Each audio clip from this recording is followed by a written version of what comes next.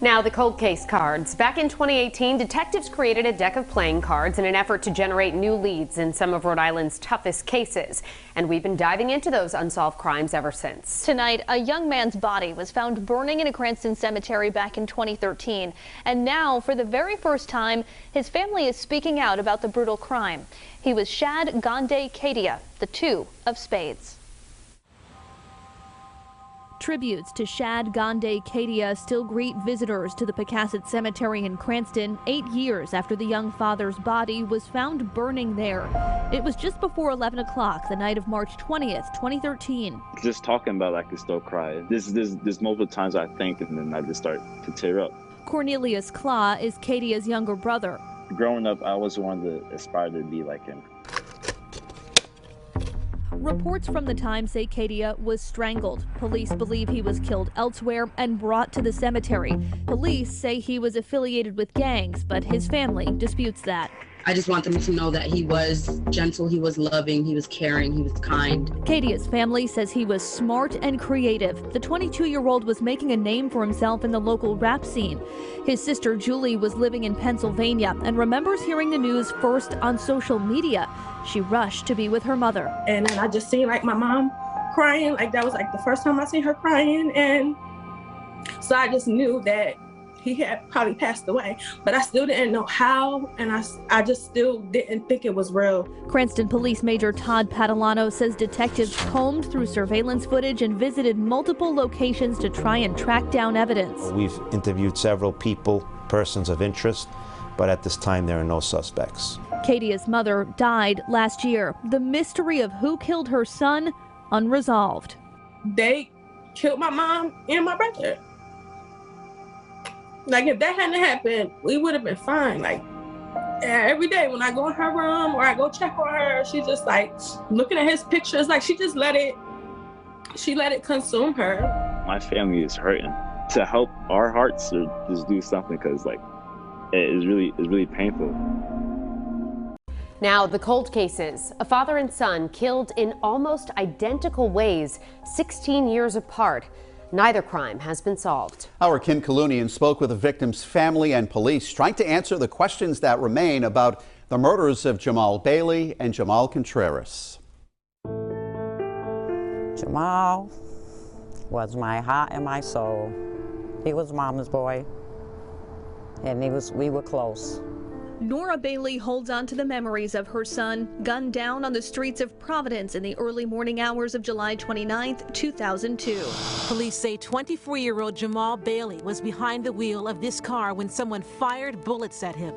Just hours earlier, Nora had visited Jamal playing chess. I went and checked on him. And he was like, "I love you, Ma." But something about that, "I love you, Ma," that day was kind of weird, but I kind of shook it off. That night, Nora's family woke her with news that Jamal had been shot. He crashed his car into a pole on Prairie Avenue and was pronounced dead on the scene. My world just tipped upside down. 16 years went by before the unthinkable happened again. Jamal's son had been killed in a nearly identical manner. It was January 23rd, 2018. Police investigated the crime scene with a focus on a crashed red car. Providence police said the victim, 22-year-old Jamal Contreras of Providence, was rushed to Rhode Island Hospital where he died. Both men had spent time behind bars, and media reports show Bailey had survived a previous shooting while Contreras had been shot at a year and a half before his death. Police say both men were targeted, but there's no indication their shootings were in any way connected. So it's just a very sad coincidence that both father and son were killed in the same way. Correct. It's kind of hard. The elder Jamal also left behind a daughter. Najee was just a little girl when her father was killed. You know, you always cherish them. I have pictures all over my wall. I have pictures of us as a baby, you know. I cherish them all. But when tragedy struck again and took her brother, it shattered her world. And I don't know, like I said, when I went into the hospital, I just seen him laying there. I just felt so like helpless. Like, you know, it was just like. For Nora Bailey, it was like history repeating itself. And when I lost his son and I was called to come to the hospital. All I seen was my son. Now Nora and Najee are hopeful whoever was responsible for the murders that rocked their family will pay for their crimes. So hopefully if we can't get justice for my father, I would definitely love to get justice for my brother as well. It was the night after Thanksgiving 2011 when a young mother was shot and killed. The bullets intended for someone else. I still can't feel that she's really gone. You know, I wake up sometimes just wanting to hear her voice. Now the victim's mother is making it her mission to get justice not only for her daughter, but the countless others like her. This is the story of Essence Crystal. The last time Diana Garlington heard her daughter's voice, it was late the night after Thanksgiving, 2011. Her voice was different. She was a little shaky. She sounded irritable, like she wasn't herself. About an hour after that phone call, there was a knock on Garlington's door. Her daughter had been shot. I feel like it was still a dream because it woke me out of my sleep. So I was actually just thinking like maybe I was just dreaming or something like that until I actually got to the hospital. Doctors told Garlington 21-year-old Essence Crystal was dead. Unfortunately, I collapsed for a bit, and once they woke me up and everything, and I found out it was real. The reality still haunts Garlington more than 10 years later. She says Essence was driving her boyfriend and another man down Broad Street when shots fired from another car riddled the driver's side of hers. Essence lost control, crashed into a tree, and rolled the car onto its roof. The two men in the car with her survived. We would have liked the men to give us some sort of idea or some sort of anything, any sort of information they had, but they did not. Providence Police Major David LePayton says no one on the scene cooperated with investigators. He says one of the men in the car with Essence had been targeted in a different shooting just weeks prior. Essence, he says, was an innocent victim. Is it frustrating when you have a case like this, especially one, you know, where it's an innocent person caught in the crossfire and you're not able to bring the person or people responsible to justice? Yes, it's very frustrating.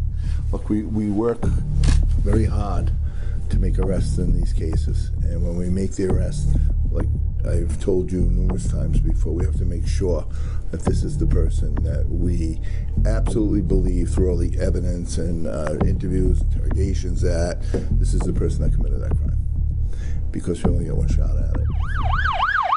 We have suffered a lot of gun violence.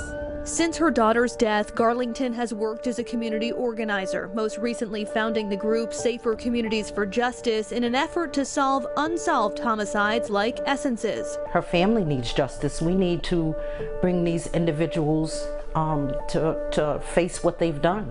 Garlington says Essence was smart and bubbly, but got mixed up with the wrong people. She says every time she sees a headline about another deadly shooting, the old wounds are reopened again and again. I can't sleep at night knowing that these individuals are laying down with their children and families every night, and my child is not here. Now the cold case cards. In 2018, detectives launched a deck of playing cards to generate new leads in Rhode Island's toughest investigations, and we've been diving into those cases. Tonight we're going beyond the deck. Eyewitness News reporter Kim Kalunian joins us now from Central Falls, where detectives are investigating what they believe was a case of mistaken identity. They're now hoping you can help bring a killer to justice. It was about 2.5 years ago. 22-year-old Christian Huertas Hernandez was walking home from work on this Central Falls street. He was only 200 feet from his front door, so close that his mother heard the gunshots. Christian never made it home, and the person or people responsible for his death have never been caught. It was a rainy Sunday night in February 2018. One of the witnesses said he heard 4 or 5 shots and a car peeling his tires and taking off. And they found Christian Huertas, or Hernandez, who was 22 at the time, in front of 16 Richardson. on the ground with a gunshot wound. A man shot and killed in Central Falls. This was breaking news last night on Eyewitness News at 10. I was in the kitchen and had the news on like always. Brian, the family of Christian Huertas Hernandez tells me he was walking home from work at Price Right last night when he was shot and killed right here on Richardson Street. I couldn't believe it. I was hearing and looking at it, but I could not believe it. And I immediately called his father. And there it was, devastation. Family friend Mary Garcia speaking with us and acting as a translator for Christian's father, Damaso Huertas, on the phone from Puerto Rico. He couldn't believe it. It couldn't be his son. 22-year-old Christian, remembered by friends and family as talented and smart, a good kid who liked sports and volunteered with local youth. Really, when we found out that he was the victim, we were just a shock, too. Detectives like Jeffrey Arujo were determined to find whoever was responsible. We're looking for everything. Neighbors, witnesses, and everything kept falling back to he had no relation to being shot. We don't believe he was the intended target. Police scoured surveillance from dozens of cameras in the area and identified a 2000 to 2004 gold or silver Infiniti as a suspect vehicle. I believe I have a good idea who's involved and just really need the public's help. Help that Christian's father hopes will finally solve a crime that robbed him of his only son. So please just do the right thing, come forward. Would it help to know at least who is responsible? It will help a little bit, yes, because he's never going to come back, but at least we got justice for him. He didn't die in vain. 5:30, the cold case cards. Mikey Cruz was in a car with a friend when he was shot and killed in 2005. Now Pawtucket police reveal he was shot just months earlier, but survived. The investigation was added to a deck of cold case playing cards. Each card highlights an unsolved murder or missing person case in Rhode Island. Eyewitness News reporter Steve Nielsen sits down with the detective on this case to see what they need to put someone away for the murder. Mikey Cruz was out at the club with his friends. He had his whole life ahead of him, but a gunman ended it that night. Our cold case investigations take us to Pawtucket. Mikey Cruz, the 5 of spades. Marcos Mikey Cruz drove up to the triple-decker at Weston Sisson in Pawtucket in October 2005. The group of friends got out and went upstairs. Mikey and a woman were still in the car in the driveway, and then, bang. Several rounds struck him and several rounds struck her, going through her into him. Someone fired through the window into the car. Mikey was dead. Our file video of the scene shows the ambulance that took the woman to the hospital. She survived. Yeah, the bullets went through and the aftermarket tint kept the window in place. So at this point, nobody in the car could see outside of the car because the windows were just spiderwebbed. Pawtucket detective Raymond Doran was there that night. He took me back to the scene. There was a lot of excitement going, a lot of emotion spilling over. Crying, yelling, they were confused. They're upset, and their friend had just been murdered in the driveway. The friends told detectives what they knew, but said they didn't see the shooter. Mr. Cruz was involved in some stuff that he was probably on the shadiest side of the law. Whether or not it had anything to do with that, we've never been able to prove. Fair to say he had some enemies, though. Yes. He did nothing that warranted him being murdered in this car. Pawtucket police say Cruz had been shot in Providence just months earlier, but survived. Was there a connection? It's one of the investigative leads that we're working on. Those leads? No, there's no DNA. Are few and far between. No, there's no surveillance video. This was back before the days of cell phone cameras. It's an old school case. I need someone to come forward, someone who knew what happened, someone who's got the inside information that I need to go forward. Mikey Cruz was 22 years old, and his case has been cold for 14 years. These families need closure, so it's something they want to know what happened. They lost a loved one, and they want to know why. Now the cold cases. We miss him and we love him. He's in God's hands now. For 15 years, the family of Juny Johnson has been desperate to learn who killed the young man who was a brother, a son, and soon to be father. Each year they stand vigil at the Providence home where he was shot and killed. 12 News anchor Kim Kalunian spoke with Johnson's family. She joins us now live in studio with their plea. Kim? Well, Mike and Shannon, Johnson was sitting at home on his couch when bullets tore through his apartment window, killing him, wounding a friend, and barely missing his pregnant girlfriend. Juny was a go-getter. You know, he liked to be very independent. You know what I'm saying? But always looked out for family. Family was number one.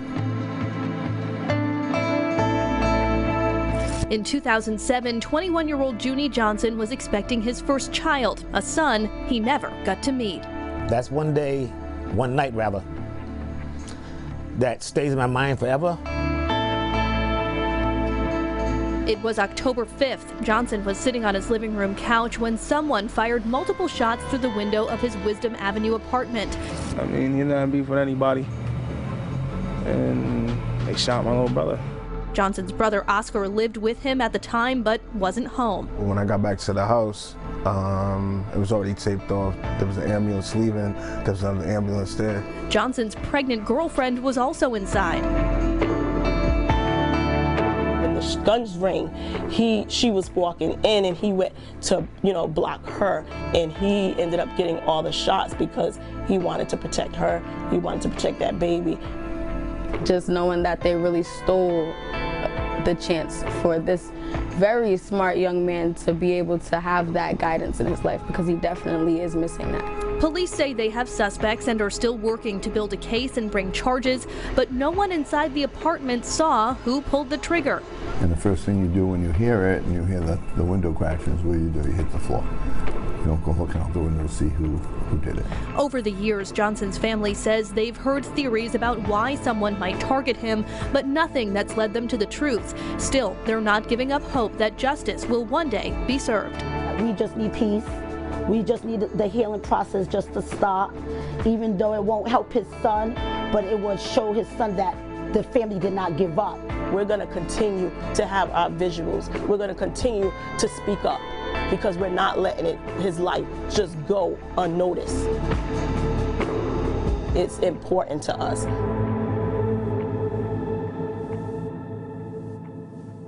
Now, the cold cases. It was a warm July night in Providence, 2015. A young man was gunned down on Nebraska Street.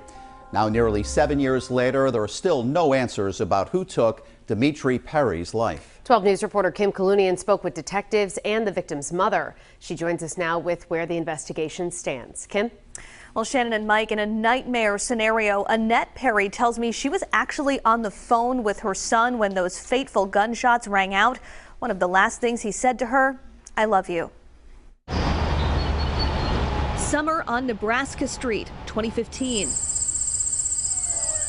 The silence of a July night cut by gunfire. 23-year-old Dimitri Perry would become the city's 8th homicide of the year. He was taken off life support yesterday, and we did expect this to be a homicide from the beginning. We begin with a homicide investigation. Providence police are searching for a suspect. Perry, known by friends and family as Monster or Meat, knew he was being followed when he called his mother, Annette Perry, in the early morning hours of July 6th. He was telling me that someone was chasing him, and I'm telling him to come to the house, but he was going to stop at his friend's house that lived on Nebraska. As I guess he was getting out the car, and he's walking, but we're still having the conversation. And then I heard a gunshot, and I'm like, what was that? And then I heard another one, and the third one, that's the one that hit him. There was silence on the other end. And I'm like, come home, and we never did. Perry was taken off of life support 2 days later. Annette says she has no idea who would want to take her son's life, and in the nearly 7 years since, she's no closer to finding an answer. Nobody's seen nothing. It's a small street. There's always people out there, but that night no one's seen anything. Do you believe that? No. Nope, I don't. This is definitely a case that we've had some barriers with in the beginning, and we're trying to work through them. Annette says her son loved his family and friends and was a good kid. Life since his death hasn't been the same. It's been like a living hell. And still, it'll be 7 years in July and still nothing. We'll do the best we can to make sure that whoever did this to him will be brought to justice.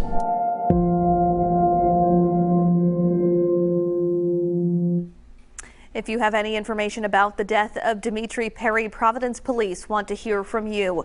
For more information on this and other cold cases, or to tell us about one that you think we should cover, just head to WPRI.com.